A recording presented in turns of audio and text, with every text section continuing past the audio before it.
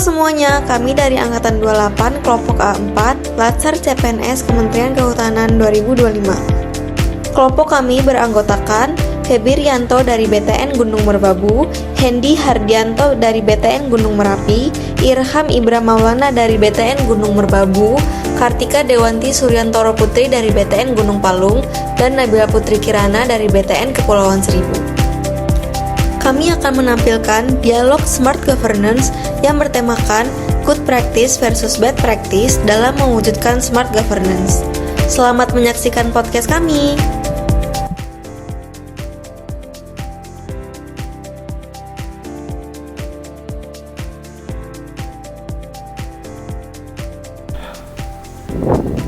Halo sobat semuanya, selamat datang kembali di channel podcast bersama membangun Smart Governance. Hari ini, saya Kartika Dewanti Suryantoro Putri akan berperan sebagai moderator untuk episode podcast kita hari ini yang bertemakan Good Practice versus Bad Practice dalam mewujudkan Smart Governance.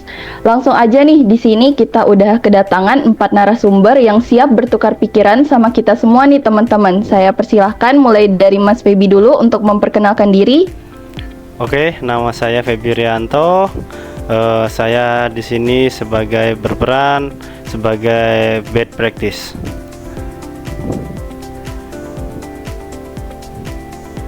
Baik, selanjutnya saya perkenalkan, nama saya Irham Ibra Maulana. Di sini saya berperan sebagai good practice. Halo semuanya, perkenalkan nama saya Nabila Putri Kirana. Di sini saya akan memaparkan tentang bad practice. Halo semuanya, perkenalkan nama saya Hendy Hardianto. Di sini saya akan mempraktekkan good practice. Oke, sepertinya semua narasumber kita udah pada siap nih untuk membahas topik hari ini. Kita mulai ke topik pertama, contoh dari good practice untuk penerapan smart governance. Mas Irham kira-kira punya nggak apa contoh dari good practice nih? Baik, Mbak Tika.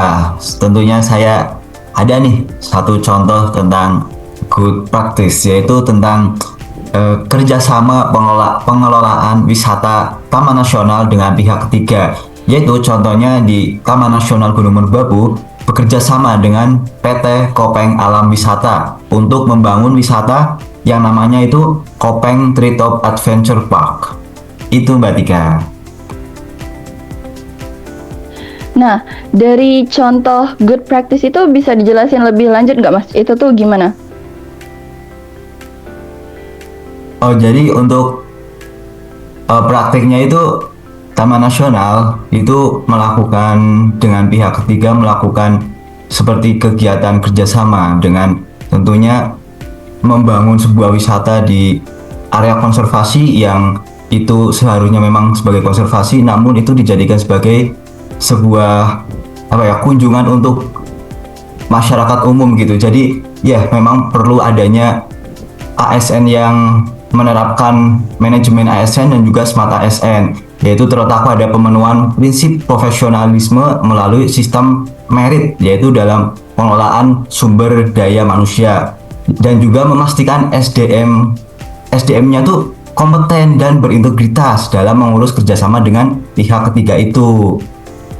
Selain itu juga penerapan digitalisasi nih Mbak, perlu banget nih karena seperti inovasi dalam tata kelola, terus perizinan, pelayanan publik, terus ada pelaporan rutin dari pihak ketiga itu, dan juga semua itu perlu dilakukan agar meningkatkan efisiensi dan transparansi. Dan yang terakhir itu komitmen kolaboratif, itu sangat-sangat perlu dilakukan oleh ASN karena pengelolaan Taman Nasional ini perlu adanya keberlanjutan dan konservasi yang penuh dijaga. Begitu Mbak Tika. Oke, berarti perlu bisa dicatat ya teman-teman, kalau dari tanggapan Mas Irham tadi kita bisa tahu kalau sikap profesional, mau berkolaborasi, inovatif, dan adaptif itu bisa kita terapkan untuk mewujudkan smart governance, minimal dari hal terkecil aja dulu. Terus kira-kira ada nggak upaya yang bisa kita lakukan untuk menularkan keberhasilan pelaksanaan smart governance tadi ke unit lain nih? Oke, berarti ini untuk memperluas ini ya kerjasama dengan pihak ketiga gitu ya Mbak ya. Jadi Iya, betul Mas.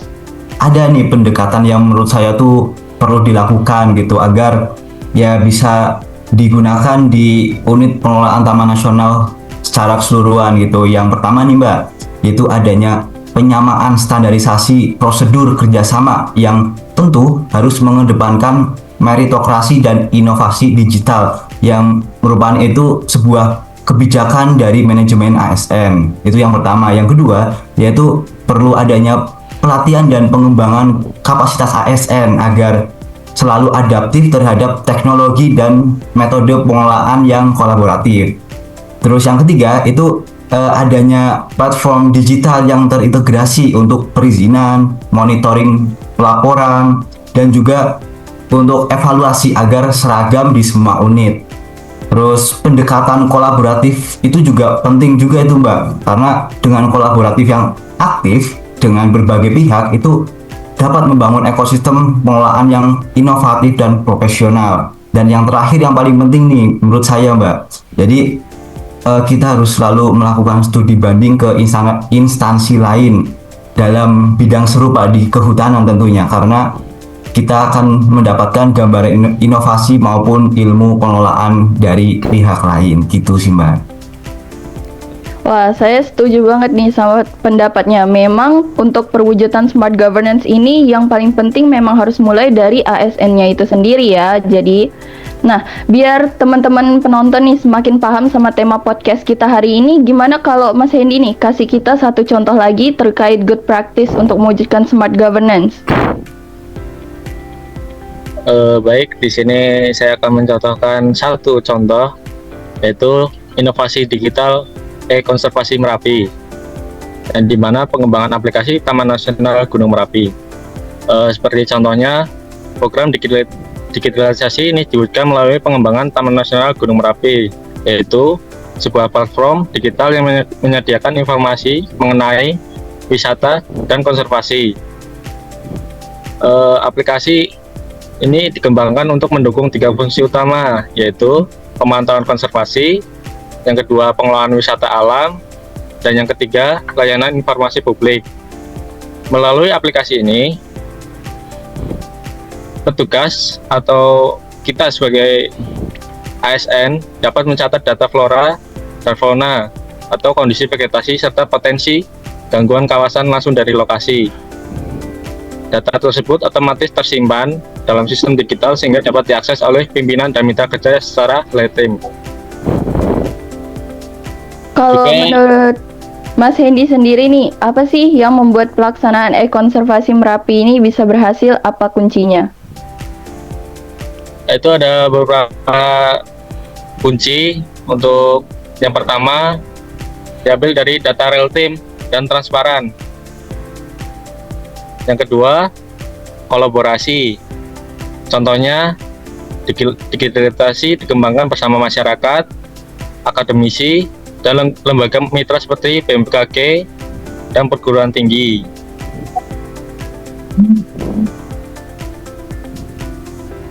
Mungkin itu. Kalau untuk penerapan konservasi ini kan, tadi kan Mas Ira menyebutkan kalau profesional dan terbuka itu mau mendukung terwujudnya smart governance. Terus dari penyampaian Mas Hendy tadi kita tahu kalau salah satu hal yang mendukung smart governance ini ialah penerapan digitalisasi. Terus kalau cara memperluas penerapan konservasi Merapi ini ke unit lain ini gimana Mas caranya? Yaitu ada beberapa cara memperluas. Bisa dilakukan dengan yang pertama, pendekatan inovasi terbuka, seperti membuka peluang kolaborasi antar unit dan pengembangan untuk menambahkan fitur memperluas fungsi atau menyesuaikan dengan karakteristik kawasan konservasi lain. Dengan pendekatan ini, aplikasi akan terus berkembang dan relevan secara nasional. Dan yang kedua, pendekatan capacity atau peningkatan kapasitas ASN, yaitu melakukan pelatihan, bimbingan teknis, dan penggunaan dan pengelolaan aplikasi digital. Yang kedua, fokus pada peningkatan literasi digital, manajemen data, serta pemanfaatan teknologi dalam pengambilan keputusan konservasi. Dari pendapatnya Mas Hendy tadi, saya yakin kalau kita semua di ruang diskusi ini setuju bahwa sistem digital ini memang selain mempermudah menjaga kawasan konservasi, ini juga akan mendorong ASN untuk menjadi ASN dengan karakter yang inovatif, adaptif, dan kolaboratif. Nah, perlu teman-teman ketahui kalau ada sesuatu yang baik, pasti ada yang buruk. Kita kan tadi sudah membahas apa aja contoh dari good practice yang bisa mendukung smart governance. Sekarang kita beralih ke bad practice yang sebaliknya justru bisa menghambat perwujudan smart governance. Menurut Mas Feby, apa sih contoh? Kalau di daerah saya Mbak, contoh untuk bad practice ya, ini pengelolaan bencananya itu, bencana alam itu belum maksimal sekali kalau di daerah saya. Kira-kira pengelolaan bencana alam yang lambat itu apa penyebab kegagalannya, Mas? Kalau penyebab kegagalannya sendiri banyak sekali ya Mbak ya. Pertama itu data dan informasinya itu belum bisa terintegrasi karena banyak daerah yang belum menggunakan sistem yang terpadu antara BPBD, BMKG, Dinas Sosial, TNI Polri, dan relawan. Jadi akibatnya itu informasi tentang contoh bencana alamnya itu titik banjir, jumlah pengungsi, dan kebutuhan bantuan itu masih terhambat oleh pihak-pihak terkait. Yang kedua yaitu kurangnya pemanfaatan teknologi digital. Jadi masih banyak pelaporan itu manual, misalkan yaitu lewat kertas, lewat telepon, ataupun pesan pribadi. Jadi belum semua daerah itu memiliki dashboard digital atau aplikasi pelaporan bencana. Yang ketiga, koordinasi antar lembaga ini masih sangat lemah. Antar lembaga ini masih sering bekerja sendiri-sendiri.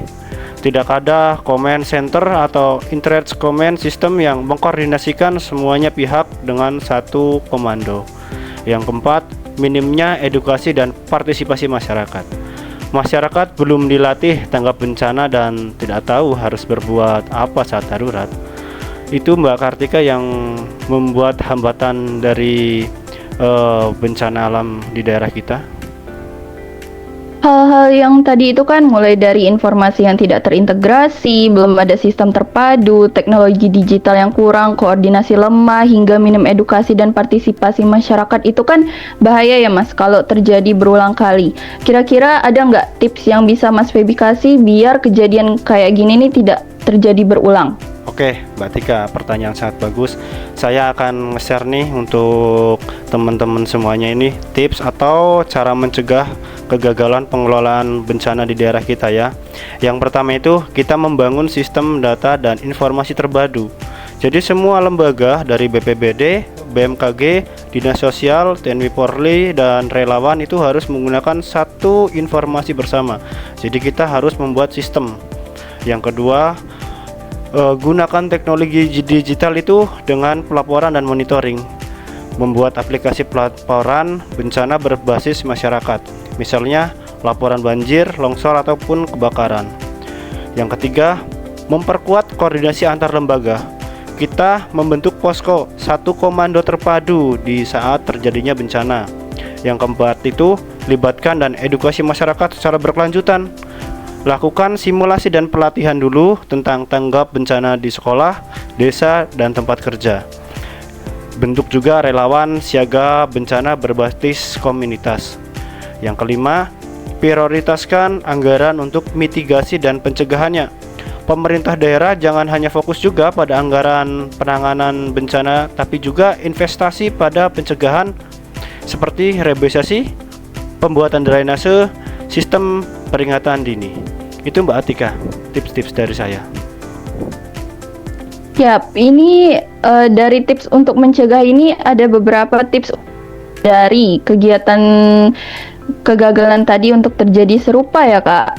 Nah, selanjutnya kita ambil satu contoh lagi deh tentang bad practice ini. Kalau menurut Kak Nabila gimana Kak? Makasih Mbak Kartika atas kesempatannya.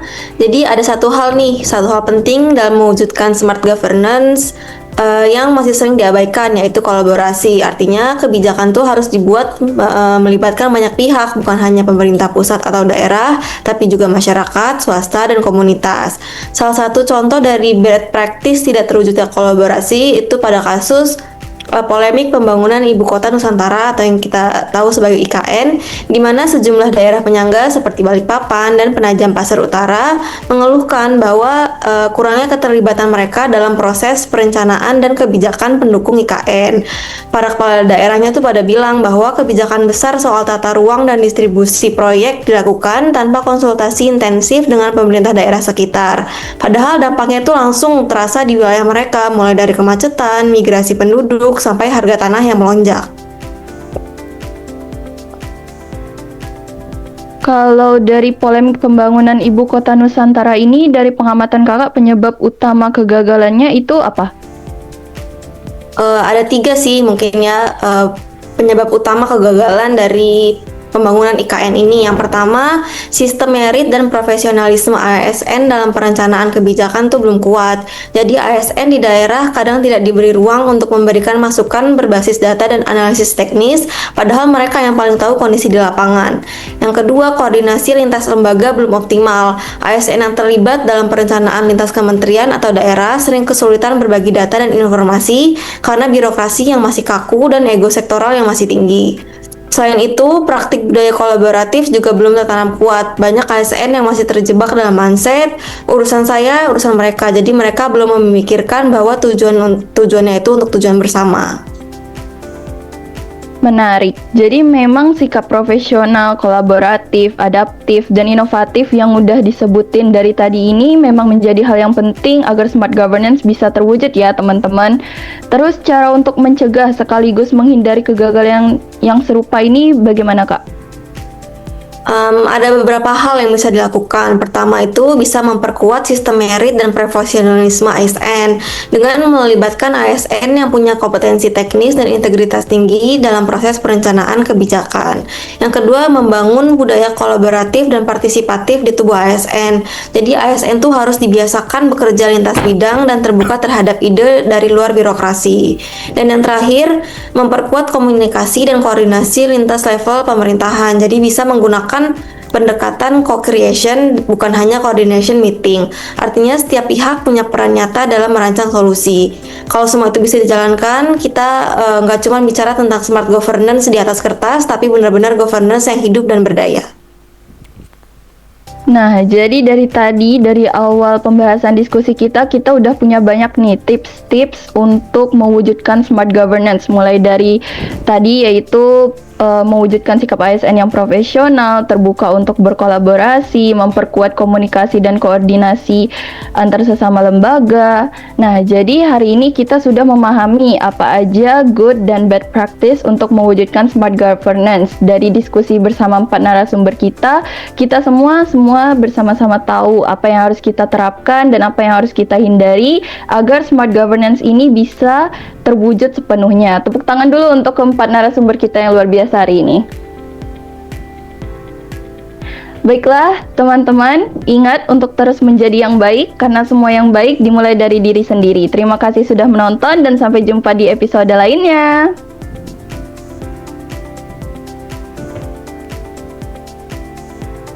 Recording stopped.